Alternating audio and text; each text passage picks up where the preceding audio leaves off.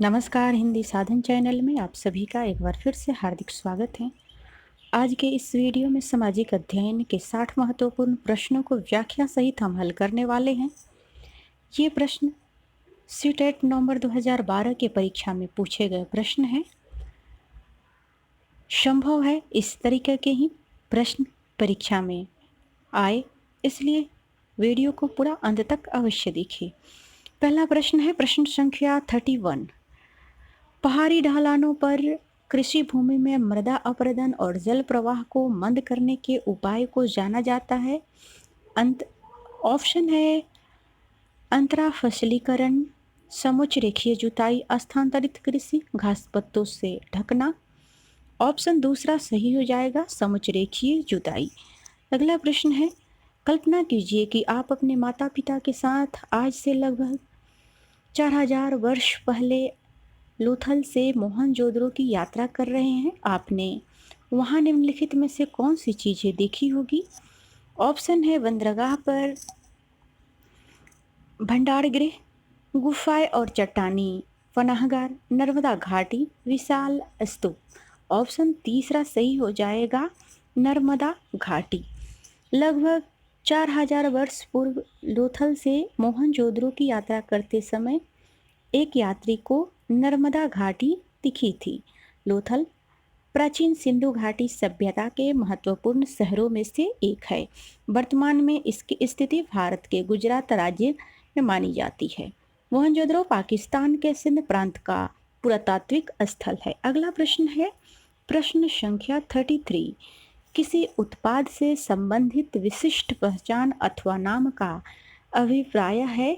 Option है जीवन जीने का तरीका, बाजार, उपभोक्ता, छाप, ब्रांड। ऑप्शन चौथा सही हो जाएगा, छाप। किसी उत्पाद से संबंधी विशिष्ट पहचान या नाम ब्रांड कहलाता है। उदाहरण के लिए बाटा का लिबर्टीज जूते और चप्पलों के ब्रांड है। अगला प्रश्न है प्रश्न संख्या 34। महाराष्ट्र में भक्ति की पारंपरिक गीत भगवान डैश को समर्पित थे। ऑप्शन है कृष्ण, जगन्नाथ, विठल, शिव। ऑप्शन तीसरा सही हो जाएगा, विठल। महाराष्ट्र में भक्ति के पारंपरिक गीत विठल यानी विष्णु के अवतार को समर्पित थे।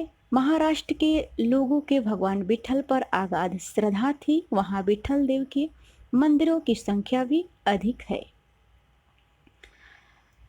विठल देव भगवान विष्णु के ही रूप है। अगला प्रश्न है प्रश्न संख्या 35।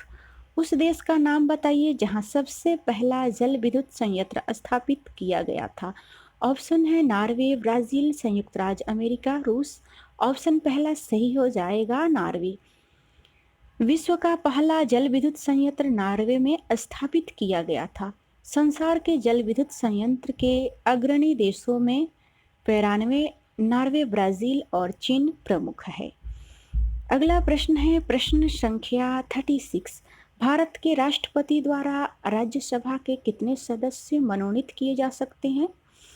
ऑप्शन है 2, 12, 16, 21। ऑप्शन दूसरा सही हो जाएगा। भारत के राष्ट्रपति द्वारा राज्यसभा के लिए 12 सदस्य मनोनीत किए जाते हैं। राज्यसभा में कुल 245 सदस्य होते हैं, इसे भी आप याद रखेंगे, जिनमें से 233 का संघ द्वारा चयन तथा शेष 12 राष्ट्रपति द्वारा नियुक्त किए जाते हैं। अगला प्रश्न है प्रश्न संख्या 37।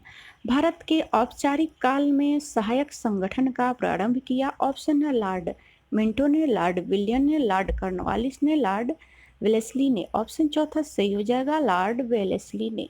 अगला प्रश्न है कायांतरित वालों की रचना होती है। ऑप्शन है मैग्मा के ठोस और ठंडे होने पर, शैल कणों के लुढ़क कर दबाव और कठोर होने पर, अग्नि और औषधि शैलों के उच्च ताप और दबाव में खुला छोड़ देने पर, शैलों की परतों में पौधों और जानवरों के अवशेषों के जमा होने पर।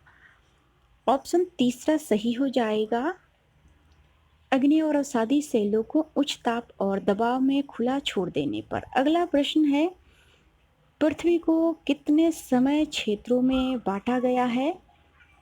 ऑप्शन है 26, 24, 36, 12। दूसरा ऑप्शन सही हो जाएगा 24।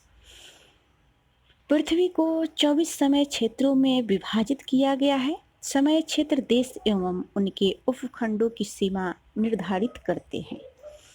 अगला प्रश्न है, एडवर्ड लुटियंस और हर्बर्ट बेकर नामक दो प्रसिद्ध वास्तुकारों ने भारत में किस शहर की रूपरेखा डिजाइन तैयार की थी?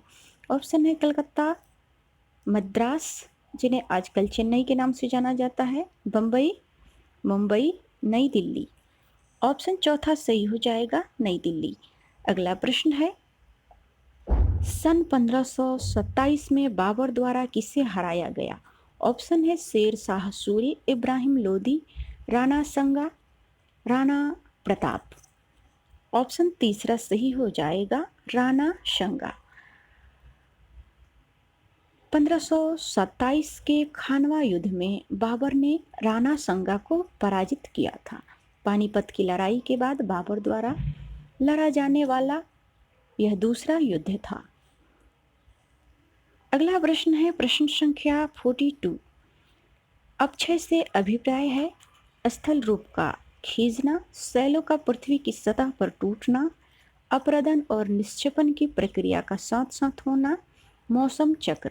ऑप्शन दूसरा सही हो जाएगा, शैलों का पृथ्वी की सतह पर टूटना। चट्टानों या खनिज के छोटे छोटे टुकड़ों में टूटने की प्रक्रिया को कहा जाता है। भौतिकी और रासायनिक अक्षय इसके दो उदाहरण हैं। अगला प्रश्न है, प्रश्न संख्या 43। 21 मार्च और 23 सितंबर को, ऑप्शन है विषुवत वृत्त पर सूरज की किरणें सीधी पड़ती है, विषुवत वृत्त पर सूरज की किरणें तिरछी पड़ती है, केवल उत्तर ध्रुव सूर्य की ओर झुका होता है, केवल दक्षिण ध्रुव सूर्य की ओर झुका होता है। ऑप्शन पहला सही हो जाएगा, विषुवत वृत्त पर सूर्य की किरणें सीधी पड़ती है। अगला प्रश्न है, प्रश्न संख्या 44। भारत में उपनिषद कालीन विख्यात व्याकरणाचार्य कौन थे? ऑप्शन है पाणिनि, आर्यभट्ट, कौटिल्य, गार्गी। ऑप्शन पहला सही हो जाएगा, पाणिनि। पाणिनि प्राचीन भारत के उपनिषद काल में संस्कृत के प्रकांड पंडित थे। ये व्याकरण की रचनाओं के लिए काफी प्रसिद्ध थे। अगला प्रश्न है, कुषाण राजवंश का सबसे प्रसिद्ध शासक था? ऑप्शन है समुद्रगुप्त, अजातशत्रु, कनिष्क, सत्यभाम। ऑप्शन तीसरा सही हो जाएगा, कनिष्क। कुषाण राजवंश का सबसे प्रसिद्ध राजा कनिष्क था, जो अपनी राजनैतिक, सैनिक और धार्मिक उपलब्धियों के कारण काफी प्रसिद्ध था। अगला प्रश्न है, प्रश्न संख्या 46। 1950 के दशक में संयुक्त राज्य अमेरिका में समान अधिकार की मांग तथा नस्ल भेदभाव के समापन के लिए प्रारंभ किया आंदोलन था? ऑप्शन है रंग भेद, अमेरिकी राष्ट्रीय आंदोलन, सविनय अवज्ञा आंदोलन, नागरिक अधिकार आंदोलन। ऑप्शन चौथा सही हो जाएगा, नागरिक अधिकार आंदोलन। 1950 में संयुक्त राज्य अमेरिका में नस्ल भेदभाव के विरुद्ध में नागरिक अधिकार आंदोलन चलाया गया था। 1964 में नागरिक अधिकार अधिनियम में जाति, धार्मिक समुदाय, राष्ट्र आधार के पर भेदभाव को समाप्त किया गया था। ये बहुत ही महत्वपूर्ण है, आप इसे याद रखेंगे। अगला प्रश्न है, प्रश्न संख्या 47। अत्यधिक कटिफटी तटरेखा किस तट के साथ पाई जाती है? ऑप्शन है अटलांटिक महासागर, प्रशांत महासागर, हिंद महासागर, आर्कटिक महासागर। ऑप्शन पहला सही हो जाएगा, अटलांटिक महासागर का तटीय क्षेत्र काफी विस्तृत है। यह प्रशांत महासागर के बाद दूसरा सबसे बड़ा महासागर है। अगला प्रश्न है, किस युग में पर्यावरण परिवर्तन हुए? ऑप्शन है पुरापाषाण युग, नवपाषाण युग, मध्यपाषाण युग, लघुपाषाण युग। ऑप्शन तीसरा सही हो जाएगा। अगला प्रश्न है, प्रश्न संख्या 49। ब्रिटिश सरकार द्वारा बनाए गए इंडिगो आयोग ने, ऑप्शन है नील किसानों के लिए लगान की दर में कमी की सिफारिश की, किसानों को नील उत्पादकों पर आक्रमण का दोषी करार दिया, नील उत्पादकों को किसान पर जोर जबरदस्ती से नील उगाने का दोषी पाया, किसानों और उत्पादों में नील उगाने हेतु किए सारे समझौते निरस्त कर दिए। ऑप्शन तीसरा सही हो जाएगा। अगला प्रश्न है, भारत में निम्नलिखित में से प्रथम स्तर के लोकतांत्रिक व्यवस्था कौन सी है? ऑप्शन है राज्य सरकार, केंद्रीय सरकार, पंचायत, संघीय सरकार। ऑप्शन तीसरा सही हो जाएगा, पंचायत। अगला प्रश्न है, मैंग्रोव प्रजाति के वन से अभिप्राय है। ऑप्शन है आम के वृक्षों के प्रकार के वृक्ष, वृक्ष खारे पानी में भी रह सकते हैं, वृक्ष अति ऊंचाई तक के होते हैं, वृक्षों की पत्तियां मोटी होती है। ऑप्शन दूसरा सही हो जाएगा। अगला प्रश्न है, हिंदू मंदिरों के किस भाग्य में मुख्य आराध्य की प्रतिमा प्रतिष्ठित होती है? ऑप्शन है शिखर, मंडप, नृत्य कक्ष, गर्भगृह। ऑप्शन चौथा सही हो जाएगा, गर्भगृह। अगला प्रश्न है, मध्य अक्षांशीय क्षेत्रों में छोटी घास वाली घास भूमियों को जाना जाता है। ऑप्शन है शीतोष्ण घास स्थल, उष्ण कटिबंधीय घास स्थल, टुंड्रा वनस्पति सवाना घास स्थल। ऑप्शन पहला सही हो जाएगा, शीतोष्ण घास। अगला प्रश्न है, मध्य युग के प्रारंभ में मंदिरों को दान दी गई भूमि को कहा जाता था। ऑप्शन है देवदान, भूमिदान, सभा, शाला भोग। ऑप्शन दूसरा सही हो जाएगा, शाला भोग।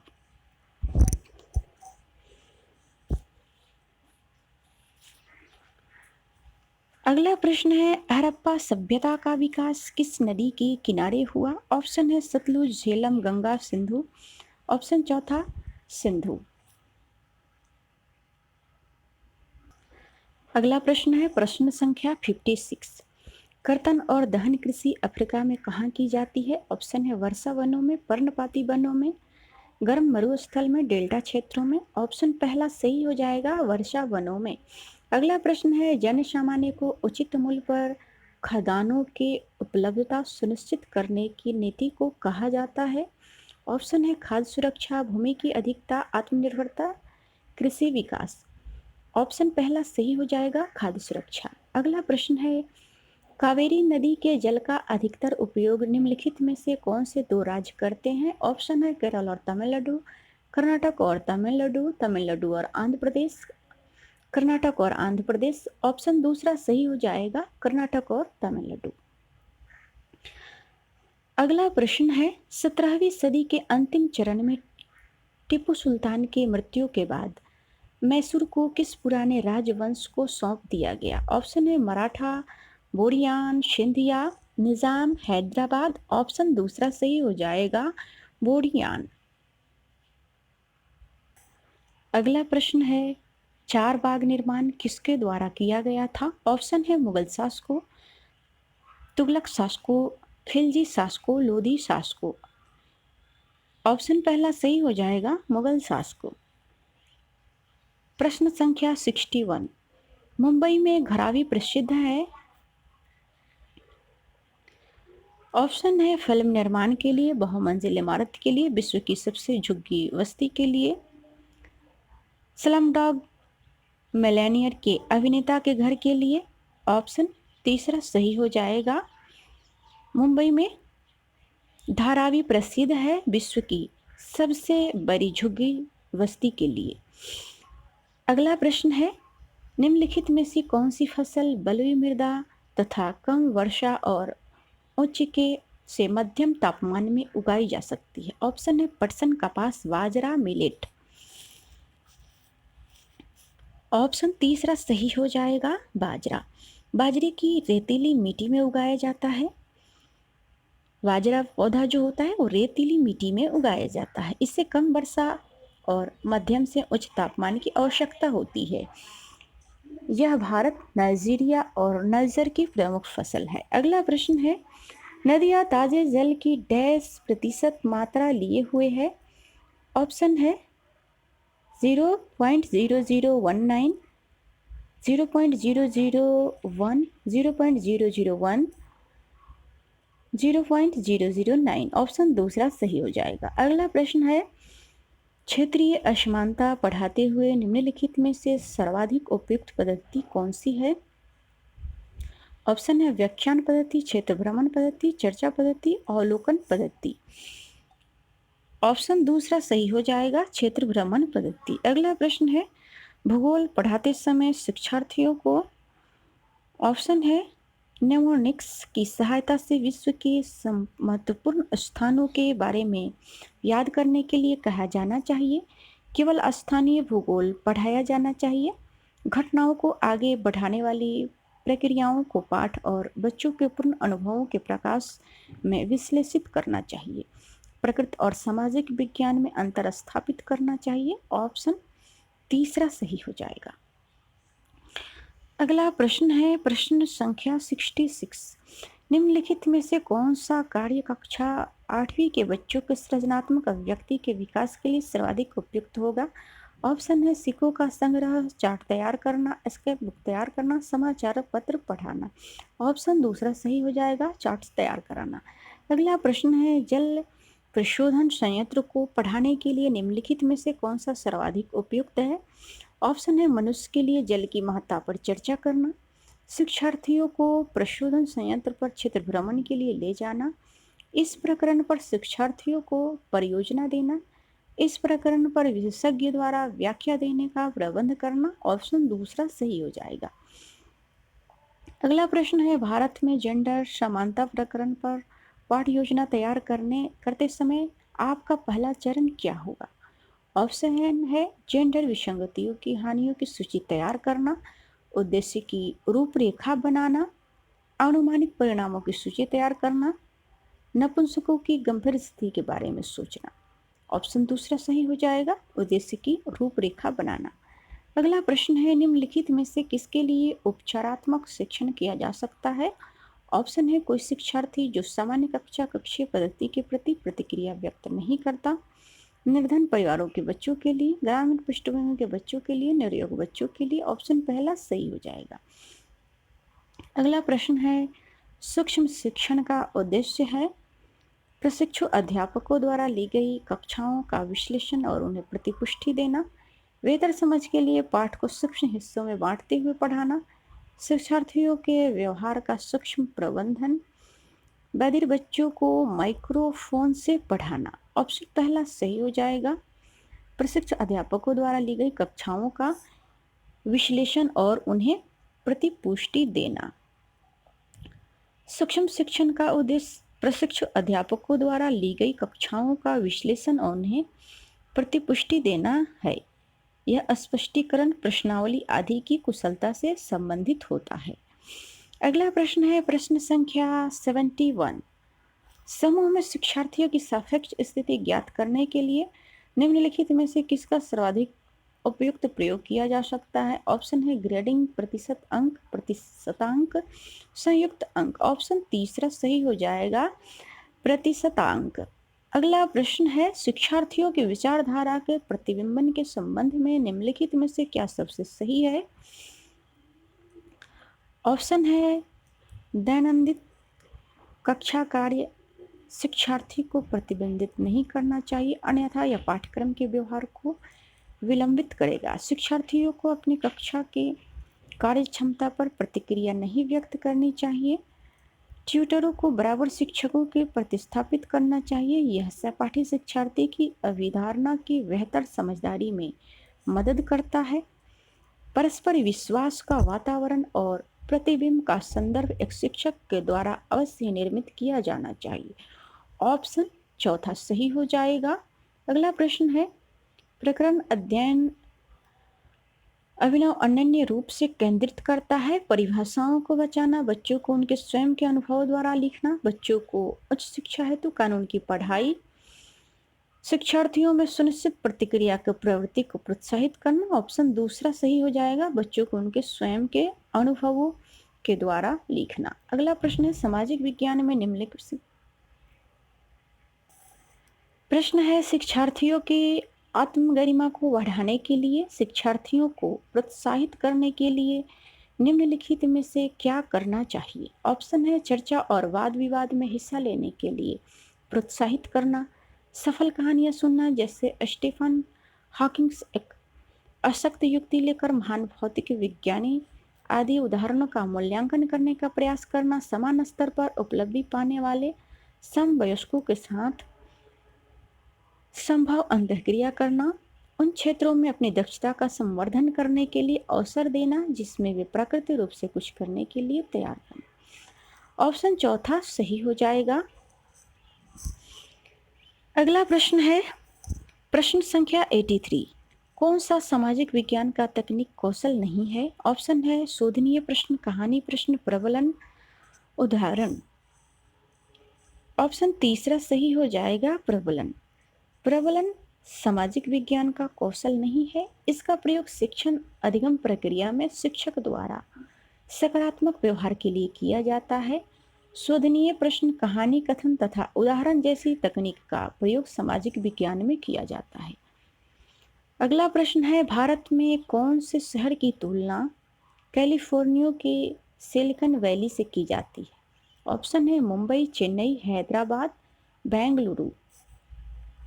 ऑप्शन चौथा सही हो जाएगा।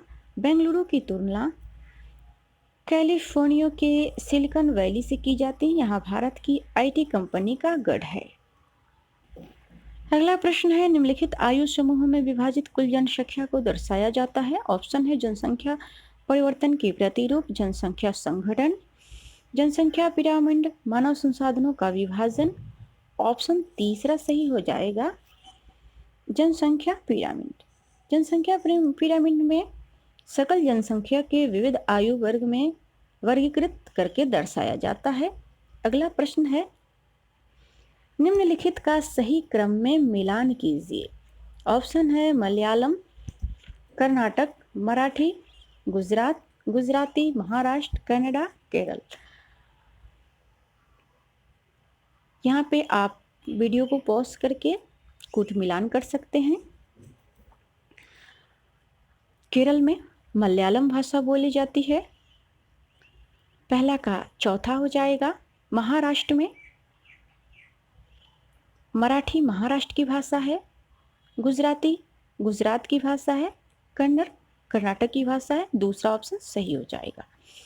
अगला प्रश्न है निम्नलिखित में से उस राज्य की पहचान कीजिए जिसकी समुद्री तटरेखा सबसे लंबी है। ऑप्शन है गुजरात, आंध्र प्रदेश, महाराष्ट्र, तमिलनाडु। ऑप्शन पहला सही हो जाएगा गुजरात। भारत की सबसे बड़ी समुद्री तटरेखा गुजरात में है। इसके बाद आंध्र प्रदेश राज्य आता है। गोवा की समुद्री तटरेखा सबसे छोटी है। इसके साथ साथ आप इन दो प्रश्नों को भी याद रखेंगे। दूसरे नंबर पर आंध्र प्रदेश आता है, तीसरे नंबर पर गोवा। इसकी समुद्री तटरेखा सबसे छोटी है। अगला प्रश्न है निम्नलिखित राज्यों में से किस राज्य की सबसे बड़ी अंतर्राष्ट्रीय सीमा पाकिस्तान से मिली हुई है? ऑप्शन है गुजरात, पंजाब, राजस्थान, जम्मू और कश्मीर। ऑप्शन तीसरा सही हो जाएगा राजस्थान। पाकिस्तान के साथ भारत की सबसे बड़ी अंतर्राष्ट्रीय सीमा राजस्थान राज्य से मिलती है। भारत और पाकिस्तान के बीच अंतर्राष्ट्रीय सीमा को अंतर्राष्ट्रीय सीमा रेखा कहा जाता है। अगला प्रश्न है जब सूर्य, चंद्रमा और पृथ्वी तीनों एक सीधे में होते हैं तो निम्नलिखित में से क्या होता है? ऑप्शन है बृहत भाटा, लघु भाटा, बृहत ज्वार, लघु ज्वार। ऑप्शन तीसरा सही हो जाएगा बृहत ज्वार। जब सूर्य, चंद्रमा और पृथ्वी एक सरल रेखा में आते हैं तो ज्वार भाटा उत्पन्न होता है। यह चंद्रमा और सूर्य के गुरुत्वाकर्षण बल के कारण होता है। अगला प्रश्न है अगला और अंतिम प्रश्न निम्नलिखित में से कौन सी समुद्री तरंग की निक्षेपण आकृति है? ऑप्शन है समुद्री गुफा, समुद्री भृगु, समुद्री पुलिन, समुद्री मेहराब। ऑप्शन तीसरा सही हो जाएगा समुद्री पुलिन। समुद्री पुलिन के कारण समुद्र तटों पर कई खनिज पदार्थों का भंडारण हो जाता है। तो आज के लिए इस वीडियो में इतना ही। वीडियो को लाइक और शेयर अवश्य कर ले। अगले वीडियो में मिलते हैं, तब तक के लिए आप सभी को बहुत बहुत धन्यवाद वीडियो देखने के लिए।